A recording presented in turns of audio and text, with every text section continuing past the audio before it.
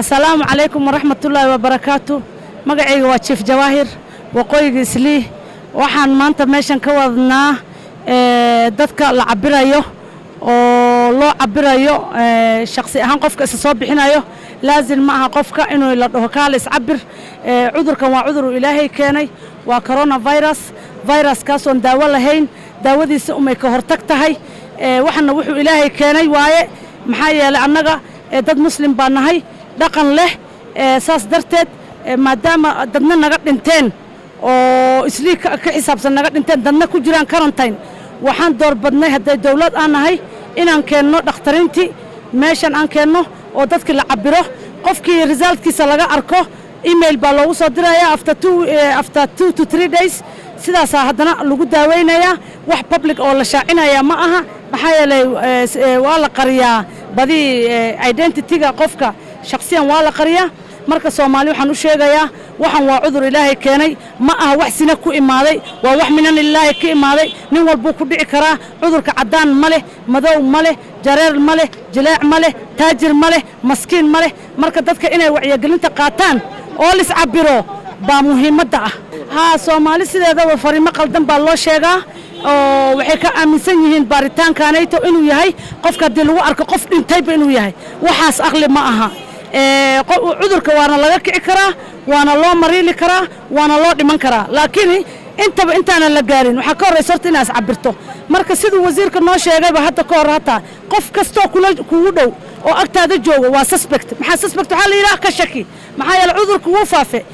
astaamihii lagu garan jirana badi hadda ma soo bixinayo dadka waxa lagu garan jiray qandho tiro badan qufac hindhiso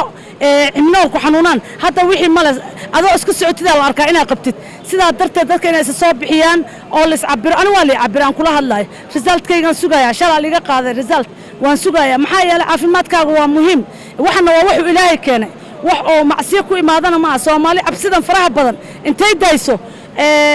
ilaahay culaaskaleetu noo kala qaadi doona quraanka ilaahay buu ku sheegay inna ma'al usri yusran uu yiri culaas kasta fudaad baa ka dambeeya culaaskan fudaad baa nooga dambeyn doona hal isbaaro hal is ogaado bismillaahir rahmaanir rahiim magacaygu waa Umar Ahmed isku duwad guud ee guddiga ganacsatada Islii shalay maanta iyo shalay waxa bilaabmay oo shalay baa la bilaabay baaritaankan cudurka corona dadka laga baarayo oo dawladda bilowday wasaaradda caafimaadka ay bilowday shalayto waxa la baaray 130 qof jawaabta way sugayaan 24 saac baa jawaabta soo baxaysa maantana waxaanu keenay meeshan hidaaya oo ah meesha halbowlaha xaafadda Islii meesha dadku maraan markay suuqa aadayaan ee markay ka imaanayaan marka shacabku aad ba u soo baxeen dadkan inay isbaaraan oo waxaan ku wacyigelinaynaa inay isbaaraan soo bixitaankooda aad baan uga mahadcelinaynaa waxaan ugu baaqaynaa shacabka inay soo baxaan oo isbaaraan dawladda waa caafimaadka ka talinaysaa baaritaankuna waa baaritaan oo bilaash ah oo lacag laga qaadaynin oo kharash lagu weydiinaynin oo arrimaha caafimaadkaaga oo laga talinayo marka dadweynaha waxaan ku baraarujinayaa baaritaankan baaritaan culus ma aha dadka dhiig lagama qaadayo dadka warxumo tashil dad baa si xun wax ugu sheegay ma laga qaadayo dhiig meel laga durayo ma laha irbad ma jirto waa baaritaan aad iyo aad u fudud marka dadku ha yimaadaan ha isbaaraan si loo ogaado waxaan cudur lama aan la arkaynin weeye oo la garanayso ku imaanayo oo laakiin dadka ku dhex jira oo dadka dilaya oo dilaa weeye dadku marka waa inay ku baraarugaan ayna u dhowrsana u hoggaansamaan arrimahan ay dawladdu hayso iyo baaritaankan wadana waa in laga faa'iideysto shacabka Soomaaliyeed markasta waxaan ugu baaqayaa inay ka soo qayb galaan guriyahooda ka soo baxaan oo meesha yimaadaan barito waxaan geynaynaa jidka 12aad ama 12 street meesha loo yaqaan ayaa baritana la isku baaraya soo baxaan dadka xaafadaha ku jira dadka suuqa ku jira soo baxaan hal isbaaro wala gaatiin dadka qalabka ay wataan iyo sida la isu baaray nadaafada iyo shaqada soo socoto waa loo jeedaa marka dadka waxa kale loo sheegay inay beentaan u sheegaynaa oo lagu duraynin oo dhiig kale laga qaadaynin oo baaritaan fudud oo xataa soonkana ka jiminaynin oo wax dhiig oo ka imaanaya una jirin marka dadku ay yimaadaan ha isbaaraan cudurkan waa cudur xun asaga aan uga qasbay inaan isbaarno wax la arka ma aha waa wax shacabka ku dhex jira oo si yaala fudud lagu kala qaadayo marka dadku ha fiijignoodaan awaamaraha dawladana ha u hoggaansamaan oo dadku hala kala fogaado nadaafadda ha la ilaaliyo gacmaha la dhaqdo is ilaalintaas waa guud waa inaan ka qayb galnaa kulligeed bismillaah magacaygu waa maxamed ismaaciil ku magac dheer shiine kamid ah mas'uuliyiinta xaafadda Islii una dhaqaaqa arrimaha bulshada haddana kamid ah guddiga loo xil saaray inay kala tacaalaan cudurkan ku faafay dunida loo yaqaan corona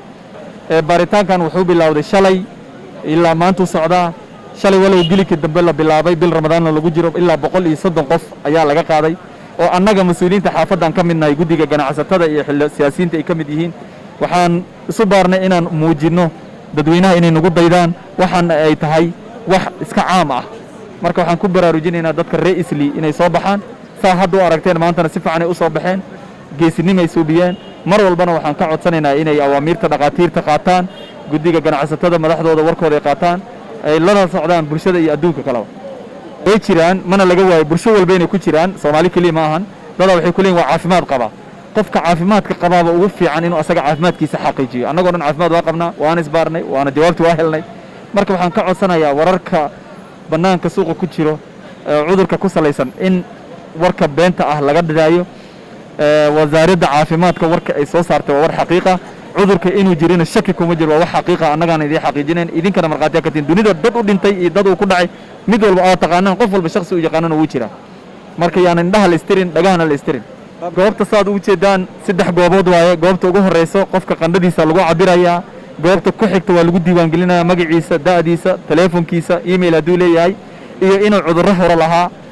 goobta saddexaadna waa goobta dhacaanka afka iyo sanka qofka lagu qaaday muddo 5 daqiiqo ah ayuu qofkiiba ku qaadanaysaa in la baaro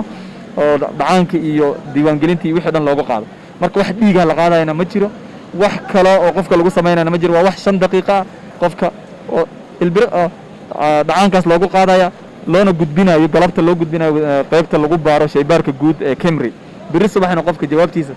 si shakhsi ah qof walba si sir ah qofka jawaabtiisa loo siinayo ma ahan jawaab caam ah oo dadka dhan loo sheegayo hebel laga heli hebel laga waayay midna ma qofkii laga helo dawladda ayaa la soo xiriirayso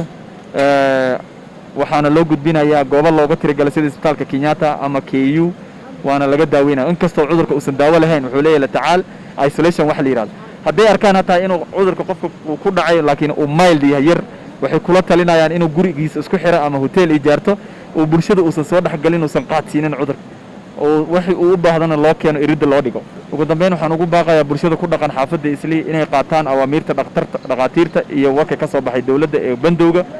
in kala fogaanshaha la muujiyo gacmaha si joogto loo dhaqo maadaama suuqu xaafadda suuq tahay oo bannaanka aad u soo baxaysaan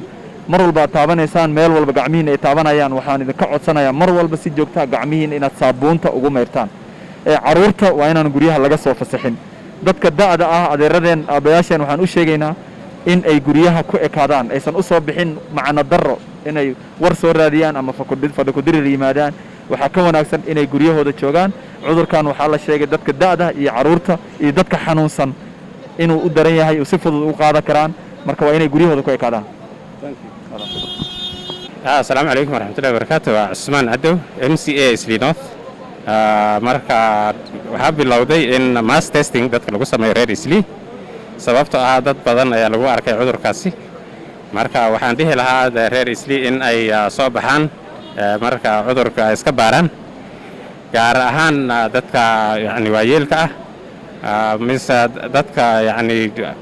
shaqooyinka badan qabta oo dad badan la kulma maalintii si ay cudurkaasi ay dadka ay ku faafinin gaar ahaan yani dadka ay la nool yihiin guryahooda degan caruurta iyo xaasaska